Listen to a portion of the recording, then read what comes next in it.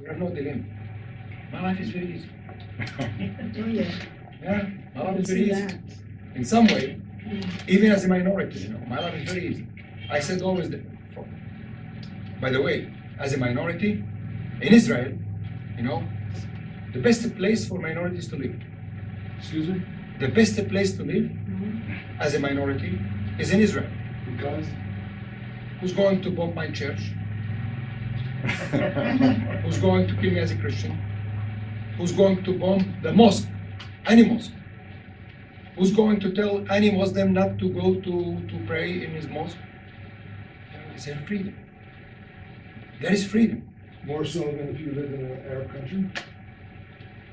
It's not a question. Sure. But you see what's going around. Oh, we live here. I say, thank God, I'm lucky. Why am I lucky? Because accidentally, I was born 6 miles from the border, on the right side. I could be in the opposite side. It's the only democracy in the Middle East. But even as a minority, I will be a minority in Europe. I will be a minority even now in the United States. I do prefer to live as a minority in Israel. They respect you. The Supreme Court defends you. Defends you as a minority. This is the job of the Supreme Court here in Israel. They defend the minorities. I'm totally protected from any missile. Really. So living as a minority in Israel is really. Do you feel that opinion is shared by other? I'm not sure. I'm not sure. Your wife, for example, your children? My wife, sure. My children, sure. Otherwise, we get divorced. Sure. Look, I can say it's my parents, it's my sisters, the same, the family of my wife. They believe the same. I was born in a family that always told me such a way. You learn from history, but look forward. Don't look backward, you will fall down. Look forward. You are living now in Israel. This is your country. We believe that some of the children who came to us from Syria as injured, wounded, injured Syrian children was shot by snipers directly in their spine, and they paralyzed from that point.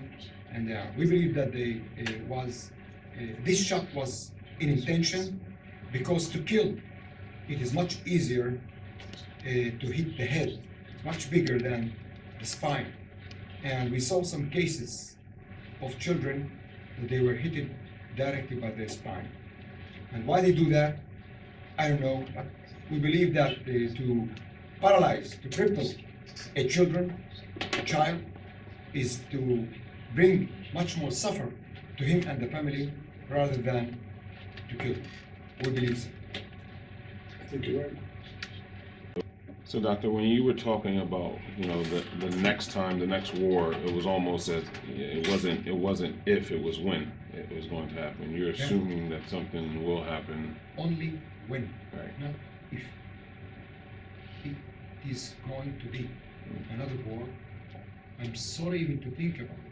For my children, for my family, for me, for my community, for my friends, but that's going to happen.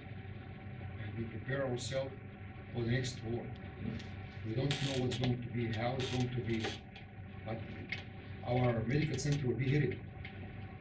It's true. I believe every medical center here will be hit. So preparing, being under the ground, it's very important. Well, you only have one floor under the ground. Yes, we have 700 beds under the ground. Oh, you do? It's a big floor. 700 beds. It's a big floor. Big floors. Big floors. We have a lot of areas. You will see it, but including the 700 is 250, 300 protected not only for conventional warfare, but even for non-conventional, chemical and biological.